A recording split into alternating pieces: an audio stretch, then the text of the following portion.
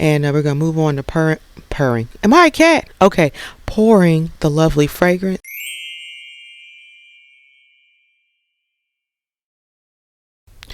Welcome back, friends, or if you're new here, hey, it is Lauren the Soap Witch, and this little happy corner of these here internets is where I play in my hair, mix up one of my magical concoctions, or on occasion go rogue on a recipe in the kitchen. So here I am mixing up a magical concoction known as Perilous Prophecies Blue Spruce scented aloe vera soap that was a mouthful. Okay, so first you saw me measure out the aloe vera juice, that's why it's aloe vera soap. And then you saw me pour in some sodium lactate, which is basically liquid salt that helps the soap to stay fluid, as this is fluid hot process or countertop hot process. And then you also saw me add some regular granulated sugar. Mouth, we are not doing this early in this video. The sugar is also to help with fluidity, and it does make the bars a little more bubbly. Alrighty, so now I'm pouring the lye, measuring that out, and I am going to add that to my liquid. You always pour lye into the liquid, never the other way around, or you might end up with a handy dandy tiny little explosion. Okay, so I'm going to dump all that in.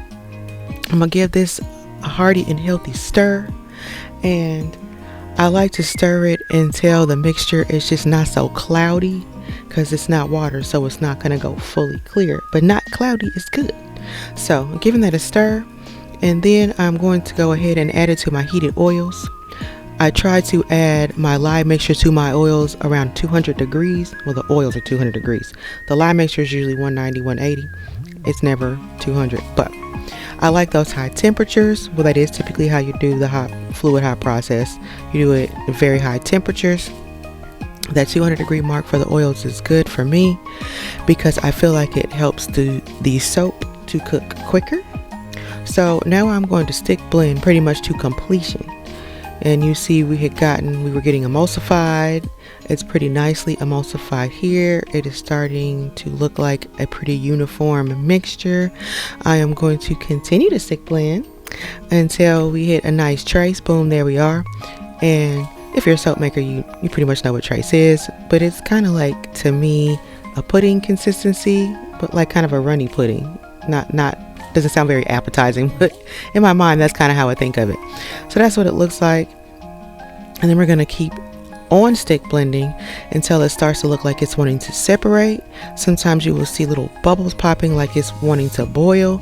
That used to scare me, and so I would stop there and just be like, never mind. But don't be scared. Keep stick blending.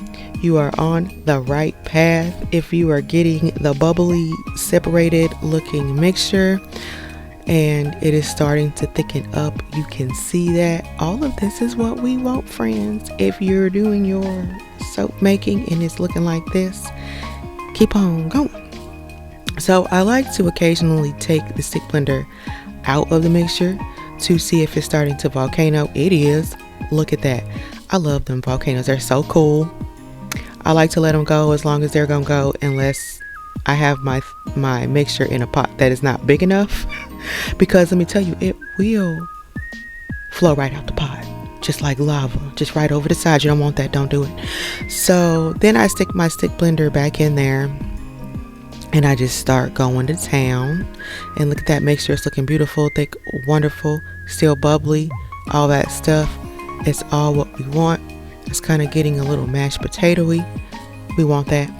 That means we're getting closer to doneness. You can see that volcano is happening again. I just love those. I love science in action. I say that in every video and I just be nerding out, but I'm just saying it's so cool. Okay, stick blending it down again. Typically when I get to the point where the stick blending is not really keeping the volcano at bay, it is not making the volcano stop volcanoing, I'm done with the stick blender and I move on to the whisk. So I'm just going to take my whisk. You can use a spoon or a spatula, whatever you like to use to mix, but I like whisking.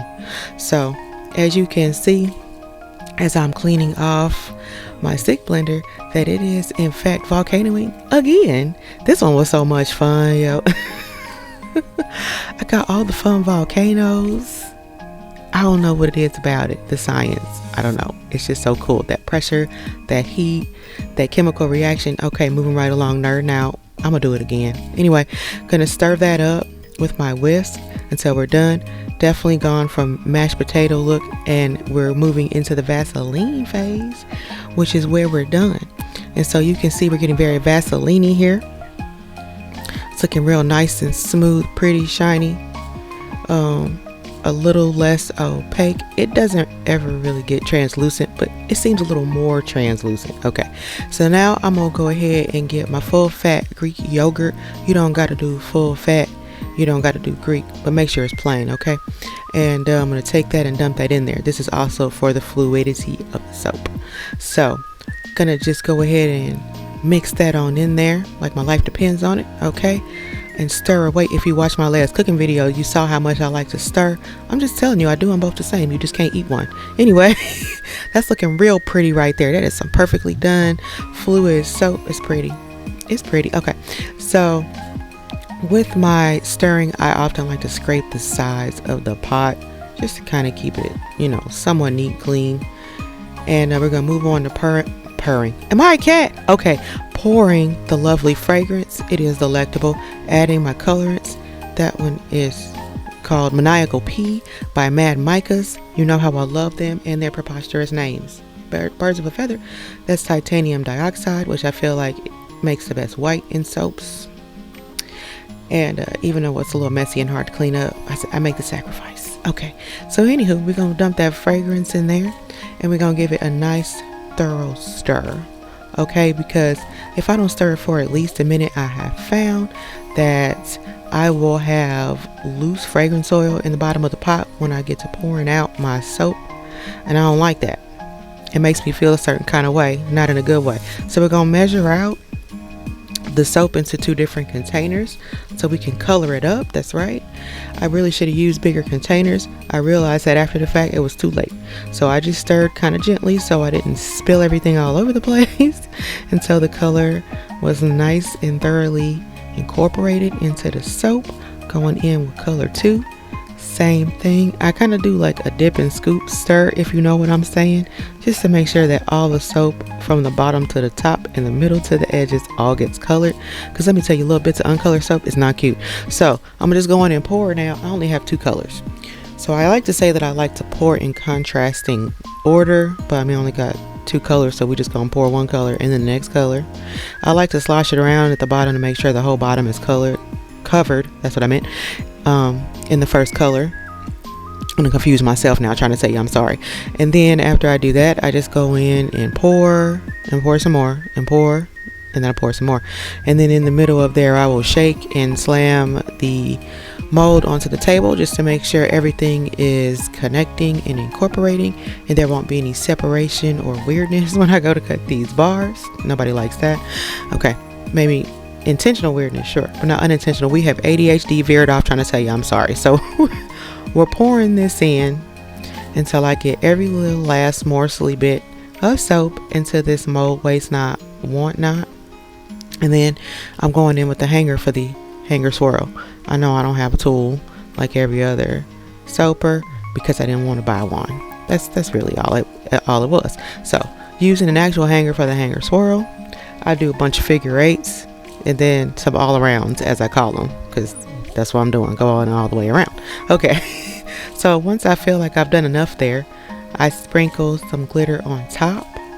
And I used to sprinkle the glitter on after I did the swirls, but I found that sprinkling the top with glitter first and then swirling makes the glitter stay better instead of just flying all off, which I don't like that neither. Anyway, so that's done. It's pretty. And then it sat in the freezer for about 5 or 6 hours. I took it out, let it thaw, pulled it out of the mold, and here we go. We're gonna do the cut. So this is the first slice. It looked real pretty. I was satisfied with it. And in between each cut, I'm going to take my paper towel and wipe the wire so that I don't drag residue through every slice. That's not pretty. We don't want to do that. So this is pretty much it. This is the cut. I really love the way these turned out. They smell and look delectable.